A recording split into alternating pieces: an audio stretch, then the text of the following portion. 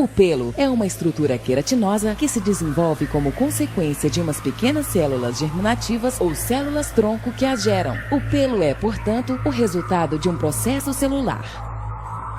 Estas células se encontram em repouso dentro da epiderme. Em um momento determinado e por razões até então desconhecidas, as células se ativam para iniciarem a formação do pelo. É então quando a epiderme se torna mais espessa e as células-tronco começam a migrar para a derme. Uma vez aí, as células-tronco iniciam o processo de criação do pelo, começando pela zona mais profunda. O bulbo está unido como um colchete à papila dérmica. Através da comunicação estabelecida entre o tecido epitelial do bulbo e o tecido conectivo da papila, começa-se a intercambiar mensagens, provocando que estas células iniciem a multiplicação dos queratinócitos na parte mais baixa do bulbo. O pelo é, portanto, a consequência de uma multiplicação celular chamada mitose. A pressão destes queratinócitos para cima é o que obriga o talo piloso a subir até a superfície. O pelo tem a taxa mais alta de multiplicação celular do corpo humano. Isso explica sua incrível velocidade de crescimento de quase 1 centímetro em poucos dias. Esta fase de crescimento pode durar desde uns poucos meses até 10 anos e se chama anágena. Em um momento determinado, se reduz a produção de queratinócitos e o pelo entra em uma fase chamada catágena, que pode durar entre 1 e 3 semanas. O volume do bulbo diminui e se separa da papila, começando a ascender à superfície da epiderme. Esta separação significa a morte do pelo. A partir deste ponto, o pelo se desprenderá com qualquer leve movimento. Esta fase se chama telógena. Durante o dito período, a papila abandona as profundidades da derme e permanecerá durante vários meses em uma fase latente ou de repouso. Passado certo tempo e ante a um estímulo ainda desconhecido, se restabelecerá a comunicação entre o bulbo e a papila e começará um novo ciclo do pelo.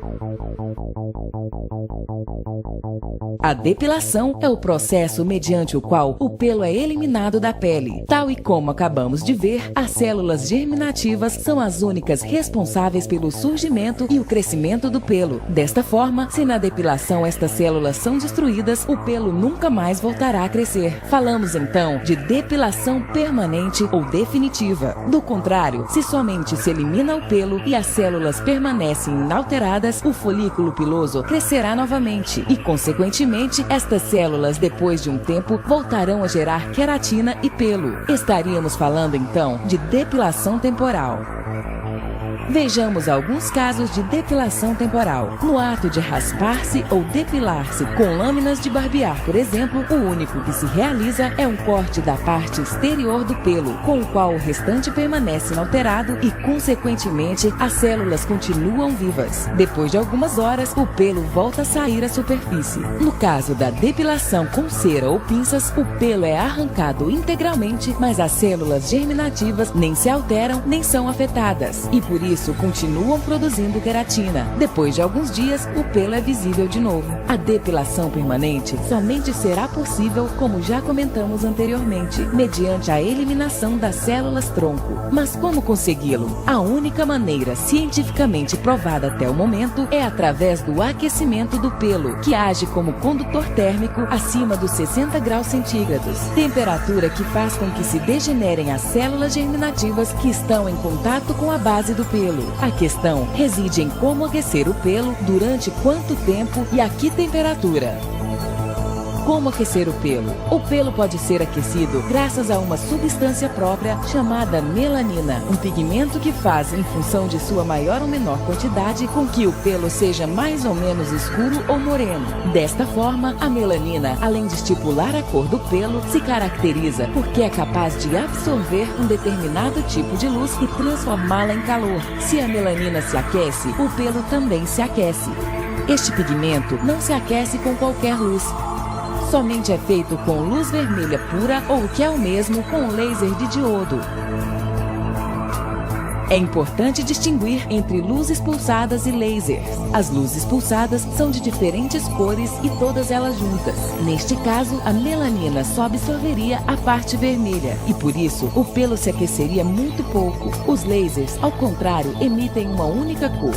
O laser de diodo é o que gera a luz vermelha pura e por isso a melanina absorve toda a luz e o pelo se aquece corretamente.